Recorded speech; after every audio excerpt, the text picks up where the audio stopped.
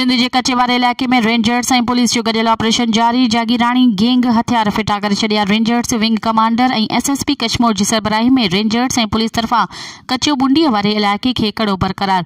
Rangers तर्जुमान मूजिब जागीरानी gang के धाड़ेल हमीर जागीरानी हथियार फिटा करे पान के कानून के हवाले कर छड़ियो।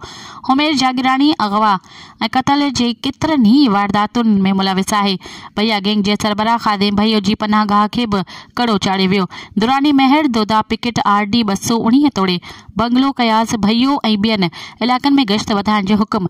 विंग कमांडर SSP और DC कश्मीर हसास पोलिंग स्टेशनन जो दौरो भी कयो। मज़ीद खबरन और तफ़सीलात लाए विजिट कयो असांजी वेबसाइट www.awamiNewsHD.com ऐं ॾिसंदा रहो अवामी न्यूज़ HD।